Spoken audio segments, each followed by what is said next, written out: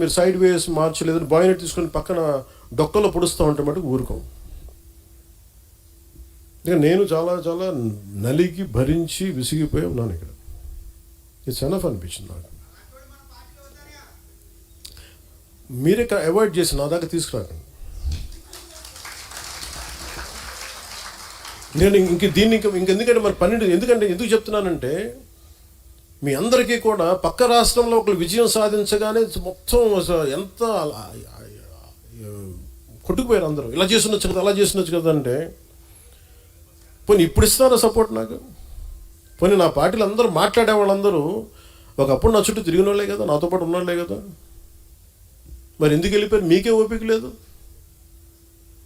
ఒక పదవి రాలేదు, అసలు పదవి రాదు వస్తున్న ఒక అనుమానంతో గవర్నమెంట్ రాదని చెప్పి వెళ్ళిపోయారు అందరూ. ఈ అలయన్స్ పనిచేయదని చెప్పేసి మీకు విశ్లేషణ నుంచి వెళ్ళిపోయారు అందరూ. అంటే ఎంతసేపు కులాలను వేరు చేసి కొట్టుకొని చావండి అనే మనుషులు తప్ప, అరే కులాలను కలుద్దాం అంటే వ్యాపారాలు చేసి కూడా కులాలు రావే, బిజినెస్లు చేసి కూడా కులాలు రావు. అందరికి అమ్మాలి వ్యాపారం. కన్వీనియంట్గా మాట్లాడి ఈ ఆంధ్రప్రదేశ్ బాగుపడద్దు అనిపిస్తుంది ఒకసారి నాకు. కులాలను రెచ్చగొట్టే గొడవ ఏంట్రా బాబు మీ అందరికీ? ఇది ఒక సోషల్ ఫ్యాక్ట్, ఒక సామాజిక సత్యం, భరించాలి, తప్పదు. సడన్గా విశ్లేషకుల గురించి ఏదో మాట్లాడుతుంటే ఆయనకు సంబంధించిన ఒక కులం ఒక లెటర్ హెడ్లుగా చూశాను నేను, నా దగ్గర పంపించారు. సార్ ఇలా ఇబ్బంది పడుతున్నారంటే నేను చెప్పాను, ఇందులో కులం ఎక్కడుందన్నాను, ప్రాంతం ఎక్కడుంది అంటే విశ్లేషించేటప్పుడు విశ్లేషకుడికి ఎవరినైతే విశ్లేషిస్తున్నాడో అతనికి కులం కానీ అతనికి ప్రాంతం కానీ వర్తించదు. కానీ మనం తిరిగి కౌంటర్స్ ఇచ్చేటప్పుడు మటుకు వాళ్ళ కులం వాళ్ళ ప్రాంతం వర్తిస్తుంది. అంటే అమిత్ షా గారిని మనం ఏదైనా అనేసేయచ్చు, పవన్ కళ్యాణ్ ఏదైనా అనేసేయచ్చు, వాళ్ళు మటుకు మనం ఏదైనా అంటే మటుకు నేను నా కులం నా ప్రాంతం మటుకు అలా ఎలా కుదురుతాయి? అన్నీ మీ కన్వీనియన్స్కే, అన్నీ మీ కన్వీనియన్స్కే. మేమేంటి చేతులు కట్టుకొని కూర్చున్నాం, మేము అందరం మేము ఇస్తాను కూర్చొని మాట్లాడితే మా కోపాలు రావా? మాట్లాడతాం. అందరికి అన్నిసార్లు భయపడిపోతాం అనుకుంటున్నారా? ప్రతిదానికి ప్రతి ఆర్గ్యుమెంట్కి ఏ ఆర్గ్యుమెంట్ ఇదే చెప్తున్నాను, ఇలా భయపెడదాం అనుకునే వాళ్ళకి చెప్తున్నాను కదా. వైఎస్ రాజశేఖర రెడ్డి గారు బతికున్నప్పుడు ముఖ్యమంత్రిగా ఉన్నప్పుడు తిరిగి ఆయన రెండోసారి ముఖ్యమంత్రి అక్కడే ఉన్నాం, ఎక్కడ పారిపోవాలి అక్కడే ఉన్నాం. అంత తెగించున్నాను పాలిటిక్స్లో, గుర్తుపెట్టుకోండి.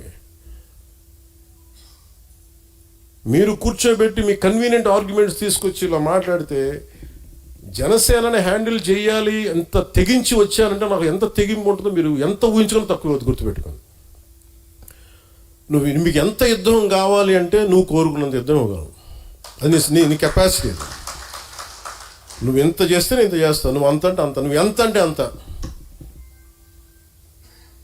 కాకపోతే నేనంటే నేను చాలా విఘ్నత ఉన్నవాడిని, విచక్షణ ఉన్నవాడిని కాబట్టి నేను పరిధిలో మాట్లాడతాను.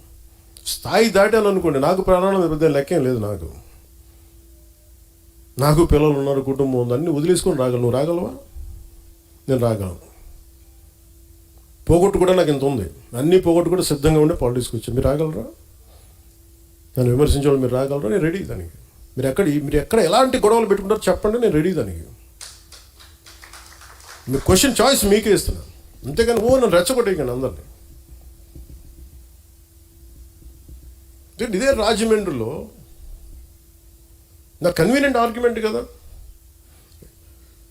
అంటే ఈరోజు టాపిక్ ఎందుకు తీసుకున్నానంటే, విశ్లేషకుడు గురించి ఎందుకు తీసుకున్నానంటే, జగన్ అనే ఒక వ్యక్తి ఆయన జైలుకి వెళ్ళిపోతే పవన్కి ఏదో మరి వాళ్ళ పిచ్చి లాజిక్ ఏంటో నాకు అర్థం కాదు, కానీ ఆ తెలివితేటలు నాకు అర్థం కాదు. కానీ మరి అలాంటప్పుడు అదే తెలివితేటలు దాన్నే బేస్ చేసుకుని చంద్రబాబు గారు జైల్లో ఉన్నారు కాబట్టి రైట్ టైంలో పాలిటిక్స్ మనం ఇప్పుడు వెళ్ళిపోదాం, ముఖ్యమంత్రి అయిపోవచ్చు అనుకోవచ్చు కదా.